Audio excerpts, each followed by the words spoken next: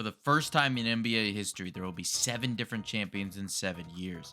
This year, we have teams vying for their first championship in franchise history or their first championship in over 45 years. It's one of the most exciting Final Fours we've had in a long time, crowning a completely new champion. The Timberwolves are trying to get their first trophy in franchise history and have gone through all-time greats to get to this moment. Led by the Kingslayer Anthony Edwards, who took down legends like KD, Jokic, LeBron, and Luka. Ant has the chance to deliver the first championship in Minnesota's history, doing something that a previous all-time great couldn't do in his tenure with the Wolves. Ant has been phenomenal in these playoffs, averaging a 26 a game and playing elite defense, out-dueling LeBron and Luka in a first-round matchup where almost every analyst doubted the Timberwolves. Then in the second round, taking care of business over the Warriors, who didn't stand a chance without Steph. Now they have to face the all-time great OKC Thunder, who have had one of the greatest regular seasons ever. If Ant can take down this juggernaut and win the championship, he shoots himself into superstardom and immediately becomes the face of the league. The charismatic, high-flying dog that is Anthony Edwards, with a championship on his resume, will take him to heights that guys like MJ, LeBron, Steph, and KD have sat at. His teammates Julius Randle and Rudy Gobert have the chance to redeem themselves and completely change the narrative around them as players. Randle was traded for Cat this past offseason, and the world thought it was terrible.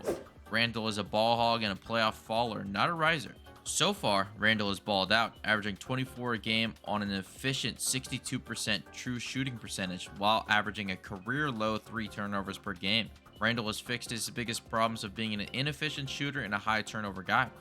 To Draymond Green's admission, he kicked his ass in the Warriors series, dominating one of the best defenders in NBA history. With a championship victory, Randle will be recognized as a winning player and not a salary filler to get off Cat's contract, but a legit number 2 option on a championship team. Rudy Gobert, on the other hand, is one of the most disrespected players in the NBA.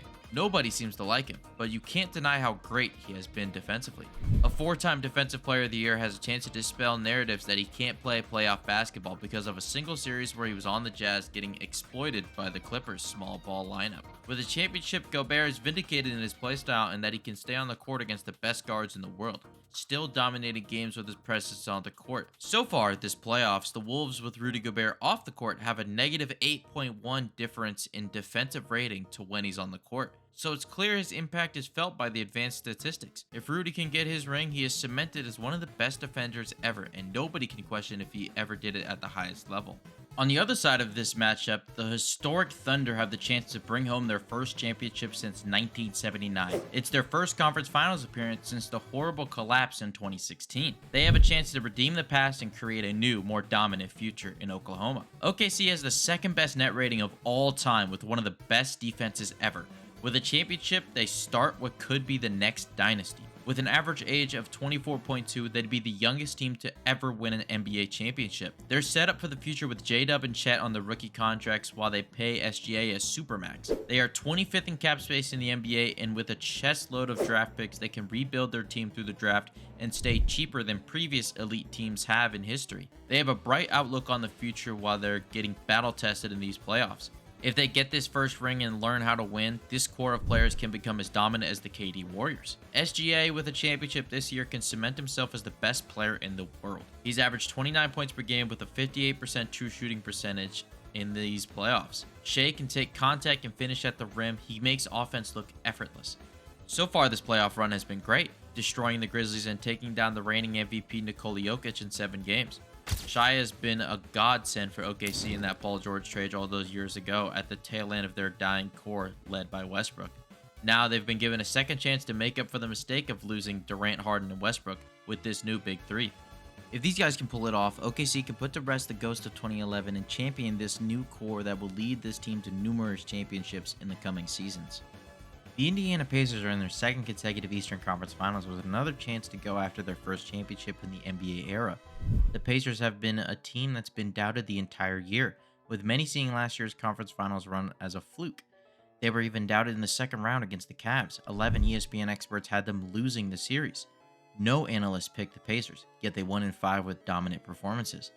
Since the trade deadline, the Pacers have been the 6th highest net rating team in the NBA. They showed us what they were, a great team, but nobody noticed. A championship for the Pacers would be one of the biggest surprises in recent history. An underrated team led by the most overrated player in the NBA. Tyrese Halliburton is the leading force behind this elite Pacers team.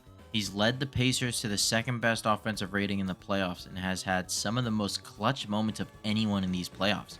With game winners against the Cavs, Bucks, and now the Knicks, he's now shooting an insane 91% on shots to tie or lead at the end of games. His clutch ability is just the tip of the iceberg as to how good he is. He creates everything for the Pacers offense, consistently setting his teammates up with wide open shots because he understands how to manipulate defenses better than almost anyone in the NBA. His offensive IQ and passing are his biggest weapons that make this team so dangerous.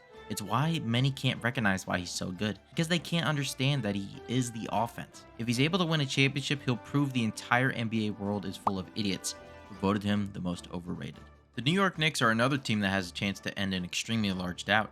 It would be their first championship since 1973 and will redeem all the years of pain that the Knicks fans have dealt with. They rebuilt through smart offseason moves and great trades by now GM Leon Rose, building an elite roster that is in a position to win a championship. If they do win, it might destroy the city of New York with how badly they need a winning basketball team. Brunson with a ring would prove everyone wrong about winning with a small guard. Many doubted if he could be the number one option with his size. But just like they did to Steph Curry all those years ago, Brunson is proving them wrong. Now Brunson is dominating. He has the second most points per game in the fourth quarter in these playoffs with 9.5, and he consistently hits the big shots when the Knicks need it. He's one of those players in the NBA where you feel extremely confident that he's going to make the shot that'll give the team a lead.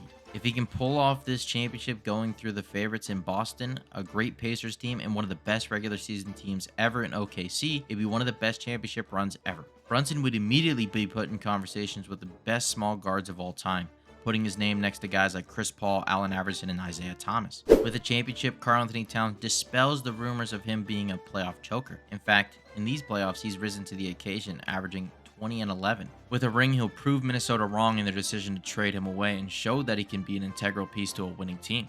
Tom Thibodeau would be vindicated in his coaching method with a ring as well. Playing his players basically the entire game has been criticized all throughout his entire career, especially since the Derrick Rose injury. With a trophy, he would be right that playing your best players all the time works to a championship level. He'll be stamped as the coach who brought winning basketball back to New York. With this championship, Knicks basketball can officially be back, and they have a chance to win in consecutive years with the injuries to superstars in the East. All right, thank you for watching. Peace out.